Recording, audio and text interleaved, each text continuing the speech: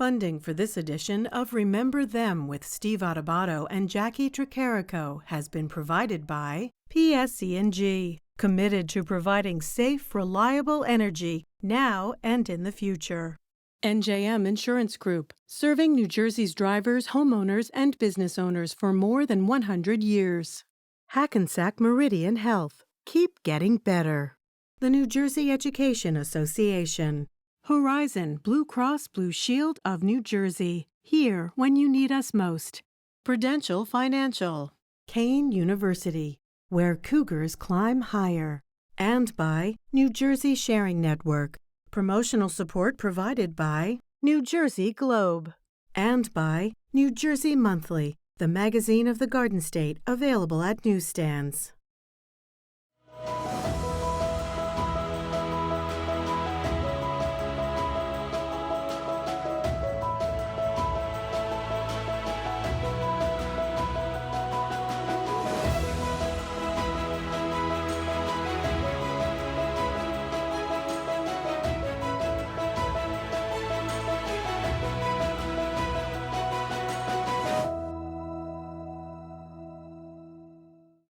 Hi, everyone. Steve Adubato, my trusted colleague, Jacqui Tricarico, the executive producer and co-anchor of Remember Them.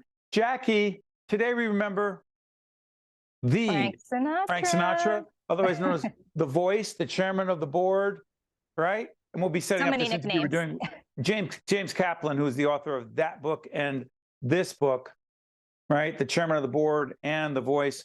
We'll set up Kaplan in just a moment. Sinatra, huge, not just in the country, in the world, in New Jersey. The Hoboken connection, talk about it. Well, yes, he was born in Hoboken. Really crazy story about his birth, actually. He was born in the kitchen apartment of his parents. They actually thought he wasn't going to make it. Doctors thought he was going to be born stillborn. They had to use forceps to get him out. 13-pound baby. 13 pounds. Do you know why that's how his ear got deformed?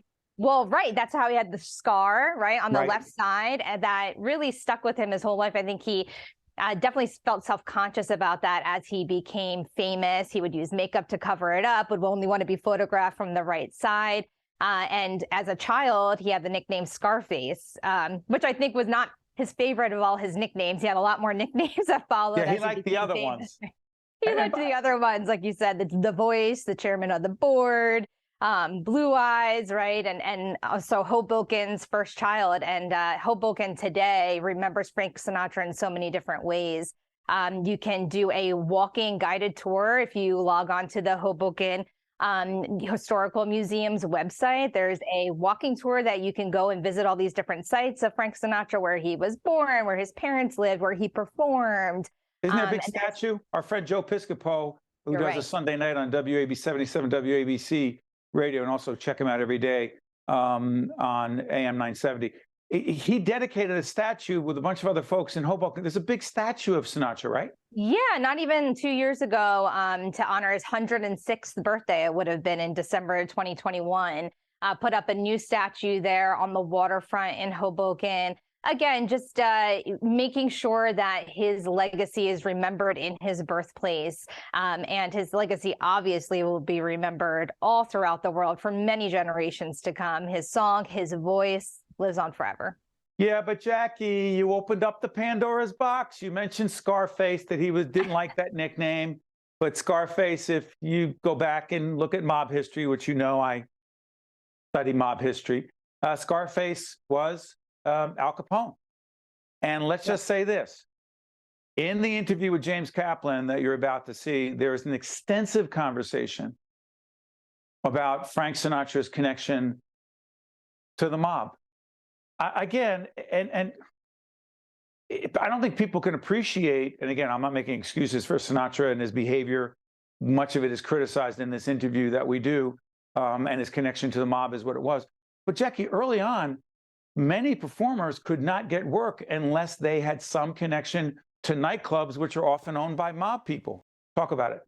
Right. Yeah. And James Kaplan really talks a lot about that, and just where Frank Sinatra's career and his life took him.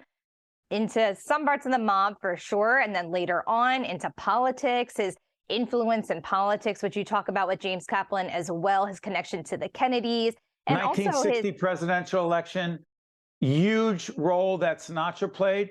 But also, Jackie, we talked about, well, listen, Kennedy wins that election in 1960 against Richard Nixon. Let's just say there were a lot of votes that came out of Chicago because in the last minute, Kennedy wins Chicago, wins Illinois. Sam Giancana, the mob boss in Chicago, a connection to Sinatra. Some have questioned whether there was election chicanery, if you will. Am I getting too inside on that, Jackie?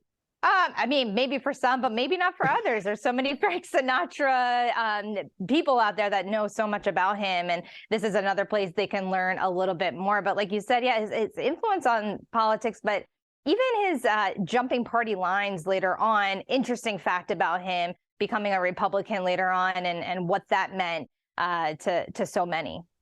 Yeah, and Jackie, do this. I was going to do this on the back end because you'll see Jackie on the back end.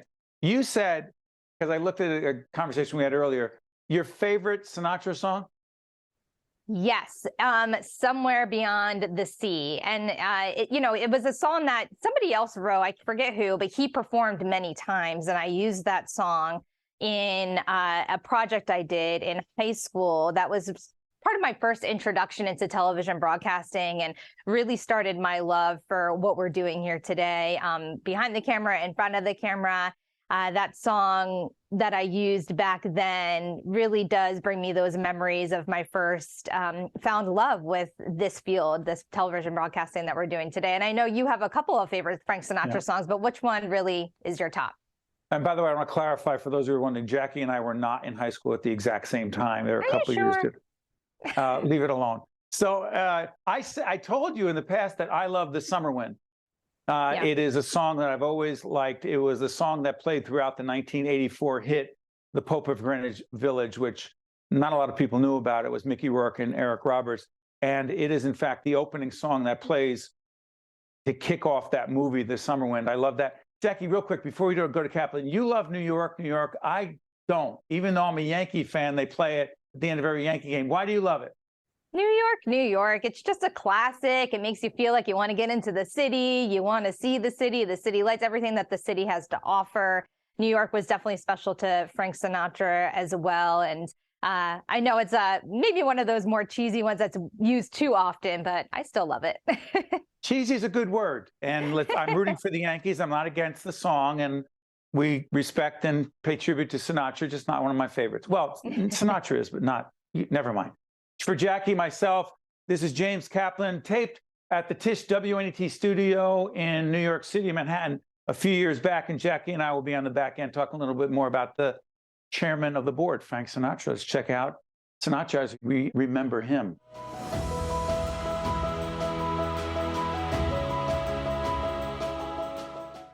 One of my favorite old-time authors we have in the house, back again, James Kaplan, the author of Sinatra, the chairman. Boy, I'll tell you, this is a great book. And Sinatra, the voice, last time around. Frank the voice, Sinatra the chairman. Yeah. So let me ask you, what makes this one different? It starts in 1954. Yes. He's just won the Academy Award for? He's just won the Academy Award for From Here to Eternity. He plays Private Maggio. Yes. Tell everyone why Maggio, that character, is so significant. Sinatra believed he was Maggio. Sinatra believed he was Maggio. Maggio was, he was from Brooklyn, not Hoboken, but he was a skinny, small Italian-American who was downtrodden. Everybody walked all over him. And in a lot of ways, especially after World War II, when his career went down the tubes, Sinatra felt very downtrodden. So the role was a natural for him. James, explain to folks. My wife was actually asking me, Jennifer was asking me last night, knowing that I was doing the interview, she said, why did Sinatra's career, quote, go downhill after that? Why? Oh, boy, a lot of reasons. First of all, his records stopped selling after the war. During the war, he sang these ballads of longing that were perfect for wartime. After the war, popular music changed. Everything got very perky, a lot of novelty songs. He wasn't good at doing those. He didn't like them.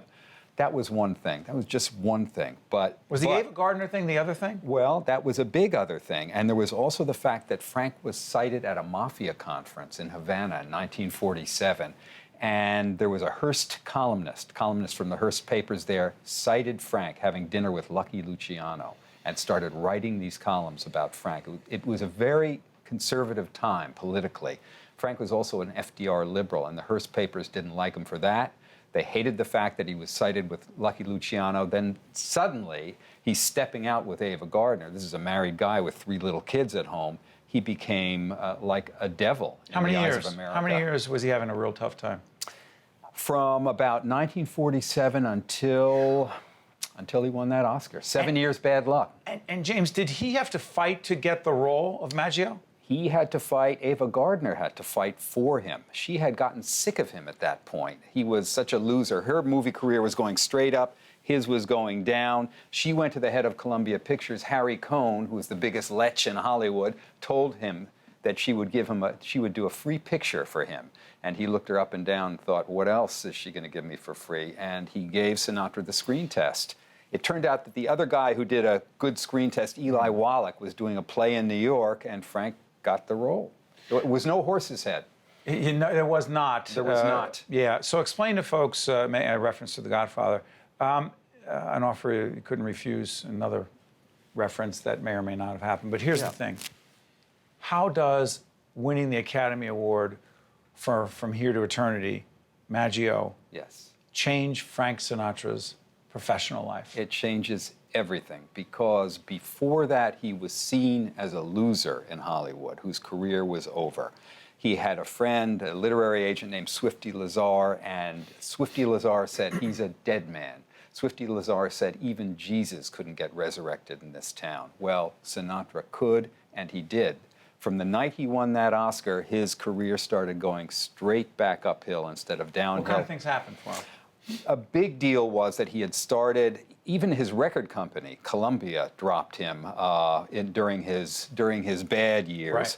But he was picked up by a new company, Capitol Records. Columbia to Capitol. Columbia to Capitol, and he was introduced to a great arranger, young arranger he had never heard of. Is that Nelson Riddle? That is Nelson Riddle. And he started making these incredible albums with Nelson Riddle. And between the movie career being reborn and these incredible Capitol albums with Nelson Riddle, it was a career that shot up like a rocket in the 50s. Help me on this. The night that Sinatra wins the Academy Award, does he go home alone? Yes. He goes home alone. He goes home alone. He goes home alone. He had been, don't forget, at this point, this is 1954, he has left the mother of his children and his children.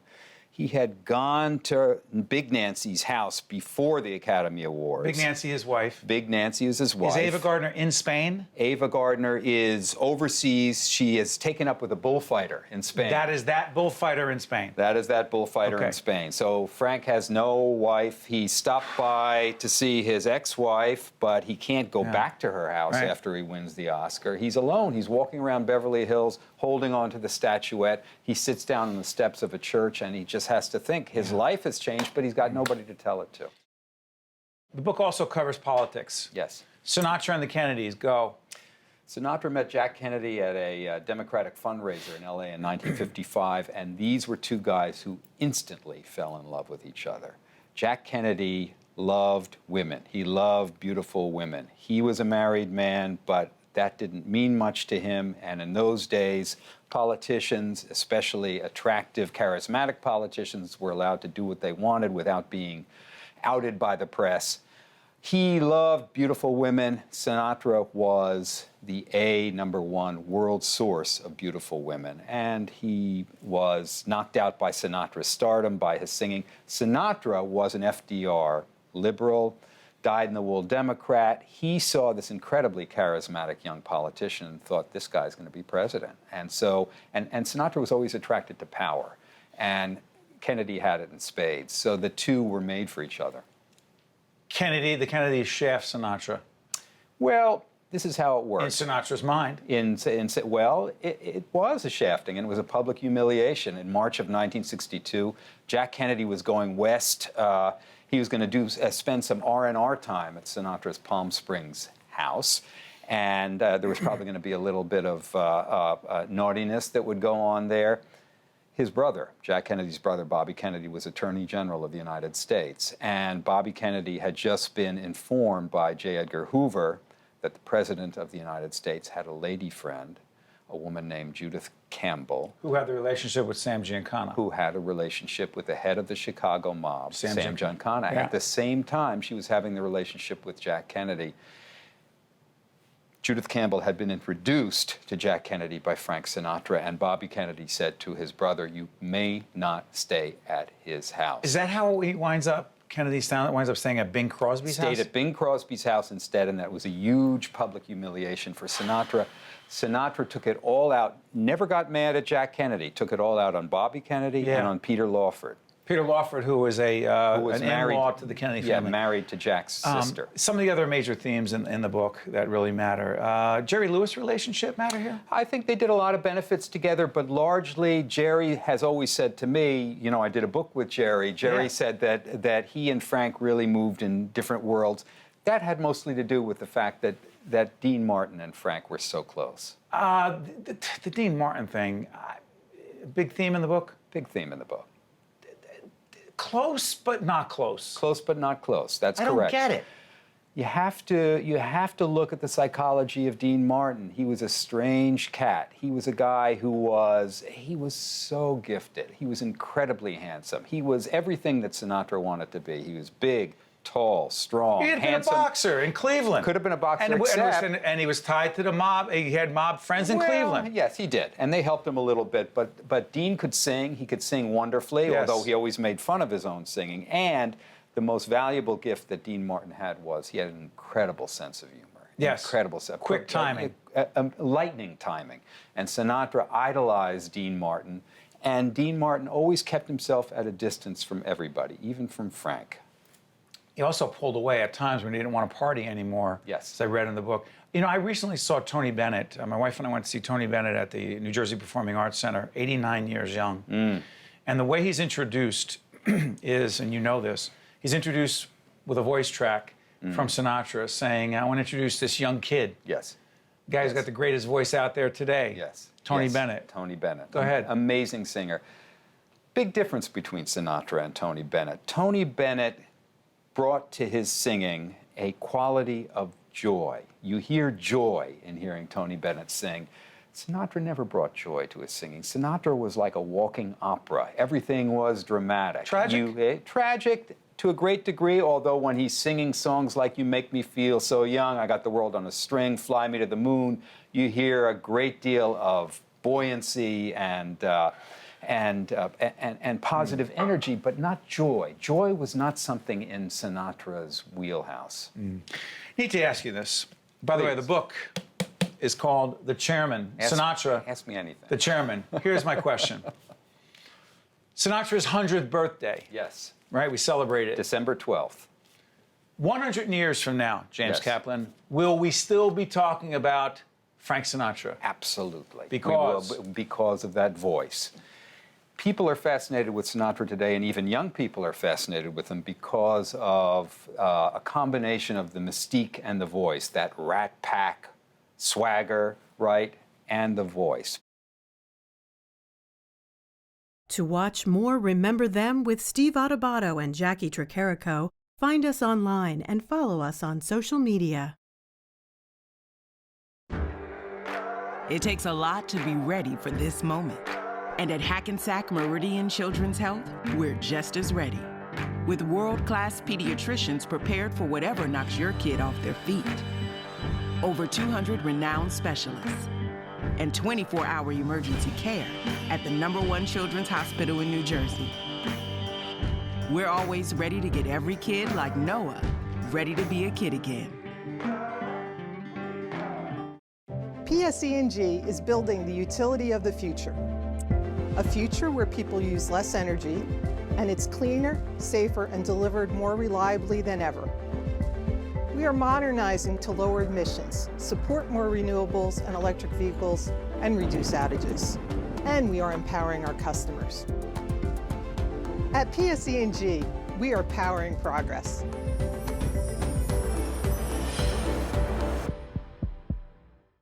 Hi, I'm Dr. Sharif Elnahal. Did you know that there are nearly 4,000 New Jerseyans waiting for a life-saving transplant? And 67% of those people are people of color. Just one organ and tissue donor can save 8 lives and enhance the lives of over 75 people. Let's come together to raise awareness in our diverse communities. Donation needs diversity. You have the power to make a difference. For more information or to become an organ and tissue donor, visit www.njsharingnetwork.org. So that was James Kaplan from the Tisch WNET studio. Jacqui, your biggest takeaway, because we'll talk about Vegas, the Rat Pack, Atlantic City, and also the Hall of Fame, New Jersey Hall of Fame, our great partners in this. Your biggest takeaway from the Kaplan interview? It's just so nice to hear from James Kaplan. Like we talked about, he has 2 really fantastic books. He has The Voice, right? You have both of them, right? Right, and the chairman. And the chairman. So if you're interested, our viewers, in finding out a lot more history about the great Frank Sinatra, pick up one of his books because they're both so insightful.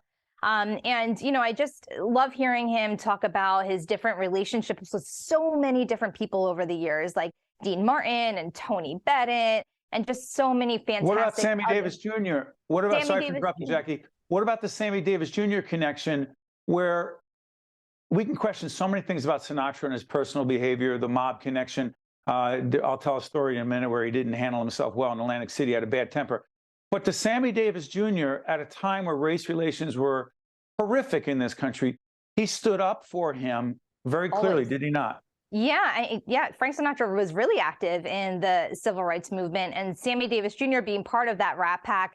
If Frank Sinatra said if Sammy Davis Jr. was not able to perform with them in some kind of venue, they were all out of there. And that just says a lot about him and who he was and what he stood for during that time. Yeah, and think about the Rat Pack. Think about, first of all, I don't think they ever slept. It was Dean Martin, Sammy Davis Jr., Frank Sinatra, Peter Lawford, who was the brother-in-law of John F. Kennedy, Mary Kennedy's sister, and also Joey Bishop, who was the cut-up comedian, if you will. They drank, they partied. And Jacqui, it was very much like this. We have some bullet points. They were totally unscripted, and they went on stage. You ever really take a look at some of that video? I wish, yeah. I would have loved to see some of those performances, right? And just the banter between all of them and their camaraderie, their friendship, and what that meant to them to be together and performing together in so many different venues all over. Jacqui, 2008, Sinatra was the first, not the first inductee, or was he? Yeah, 2008 was the first time the New Jersey Hall of Fame had their induction ceremony. It was the first class of 2008, and Frank Sinatra was among them, as he should have been, of course. And even today, the New Jersey Hall of Fame is doing a really cool thing all over New Jersey. They're renaming all of the service areas, like along the Garden State Parkway and other major highways, to remember and honor so many of the New Jersey Hall of Fame inductees over the years. Frank Sinatra is renamed the Frank Sinatra Service Center down by Atlantic City, where I grew up, actually. Brand new sign there, just as a nice way to remember some of New Jersey's own heroes. And I hate to do this, Jacqui. You mentioned Atlantic City, just real quick. Go back and Google this. Kitty Kelly wrote a scathing book, and Sinatra's included in it. You can check it out. Kaplan talks about it a little bit. There was an incident that happened in New Jersey where Sinatra, I think he was playing at the Golden Nugget at the time, and there was the dealer, he liked to play blackjack, and there's a shoe, as you know, you have to deal with the shoe. The dealer happened to be an Asian American, and Sinatra wanted her to take the cards out and deal outside the shoe, which was against the policy, you couldn't do that. And Sinatra used all kinds of ethnic, horrific epithets against her. And then when he was challenged on it by public officials in New Jersey, he said, "I'm never performing in New Jersey again." He had a bad temper, Jack. He did not handle things in public well when things didn't go his way. I hate to do that because we're honoring Sinatra, but that was part of his story. It was part of his story, not his finest moment. And I think it's okay to talk about that and show that, not everybody, even the great Frank Sinatra, was perfect all the time. He did some things wrong. And he had performed in Atlantic City so many times prior to that, and then wasn't there for quite a while. But I think he ended up going back to Atlantic City many years later to perform. Yeah, by the way, he had a good friend named Skinny D'Amato, mob connected as well. The 500 Club. Trust me, it was off the strip, if you will, in Atlantic City as part of the story. By the way, Jacqui made a great point as we wrap this up. While we recognize people on Remember Them, some of them are criminals, some of them are notorious, some of them are infamous, all kinds of people, and some of them are extraordinary heroes who we recognize, Larry Doby being at the top of the list, Einstein, Edison, et cetera, et cetera. But they are worth remembering, and that's the point of Remember Them, right, Jacqui? Of course, yes, just so many different people from all walks of life that we can learn something from, really, in their passing and their history. Frank Sinatra, the chairman, the voice.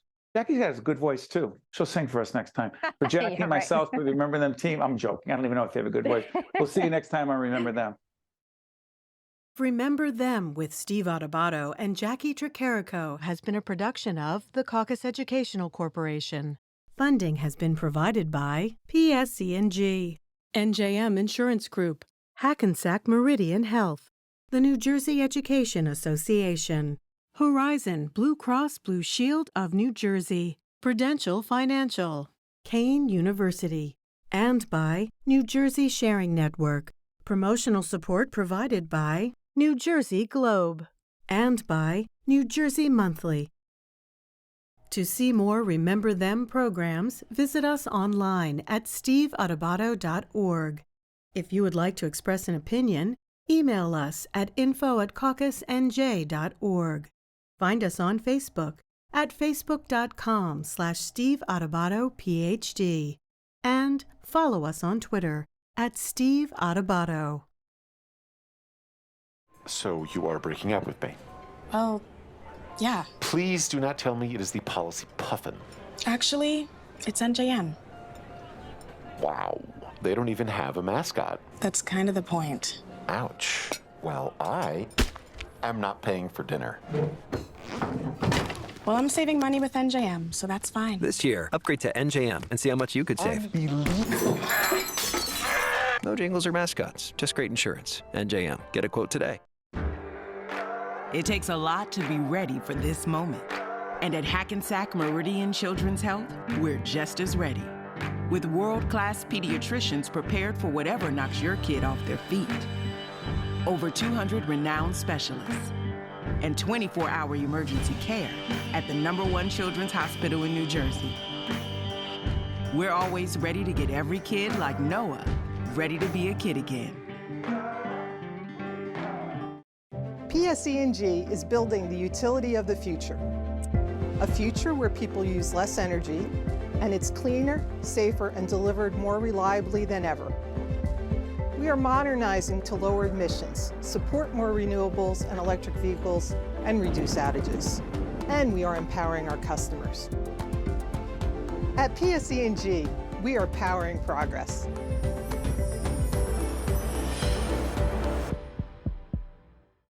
Hi, I'm Dr. Sharif Elnahal. Did you know that there are nearly 4,000 New Jerseyans waiting for a life-saving transplant? And 67% of those people are people of color. Just one organ and tissue donor can save 8 lives and enhance the lives of over 75 people. Let's come together to raise awareness in our diverse communities. Donation needs diversity. You have the power to make a difference. For more information or to become an organ and tissue donor, visit www.njsharingnetwork.org.